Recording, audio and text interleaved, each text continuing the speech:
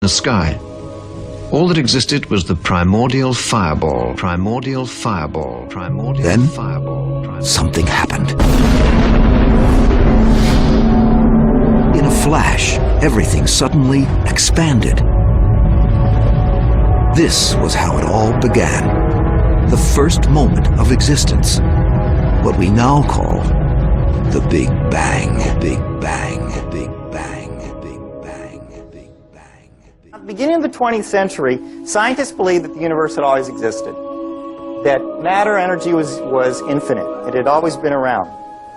The model is called the steady state model, because the model of the universe that it's been around forever basically doesn't change. The universe is steady state. But what happened in the last 100 years is that model has been blown away because of the evidence.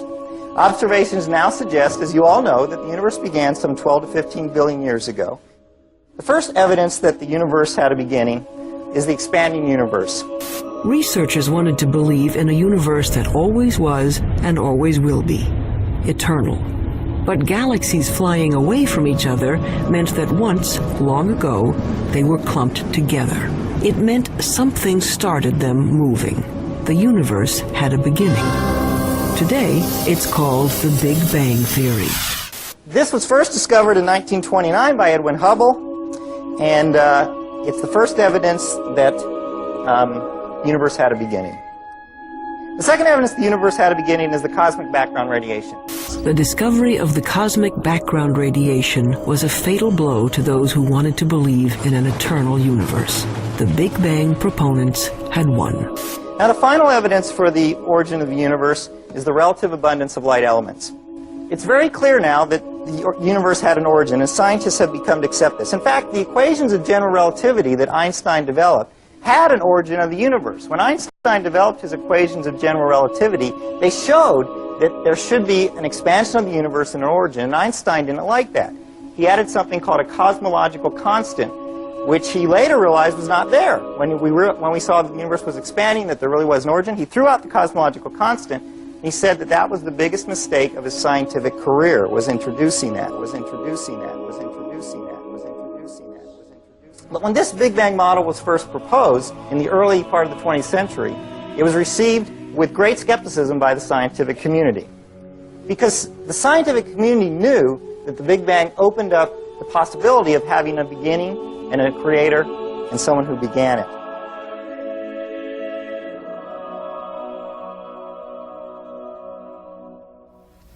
Have you ever asked yourself where the universe came from? Why everything exists instead of just nothing?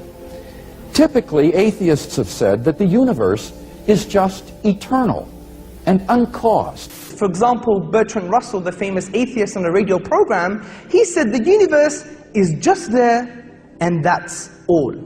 But the astrophysical evidence indicates that the universe began to exist in a great explosion called the Big Bang 15 billion years ago. Most laymen do not appreciate that not only were all matter and energy created in that event, but physical space and time themselves. This is of utmost importance, for it implies, as the Cambridge astronomer Fred Hoyle points out, that the Big Bang theory requires the creation of the universe from nothing. Now, this tends to be very awkward for the atheist. For as Anthony Kenny of Oxford University urges, a proponent of the Big Bang theory, at least if he is an atheist, must believe that the universe came from nothing and by nothing. But surely that doesn't make sense. Out of nothing, nothing comes. Even atheist philosophers such as David Hume, he wrote in a letter, "I never asserted to absurd proposition as that anything might arise without a cause." Similarly, P.J. Zort in his publication About Time said, "If there is anything we find inconceivable, it is that something could arise from nothing." So where did the universe come from? Why does the universe exist instead of just nothing? There must have been a cause which brought the universe into being. We can summarize our argument thus far as follows. Premise 1. Whatever begins to exist has a cause. 2, the universe began to exist. 3, therefore, the universe has a cause. It doesn't mean it's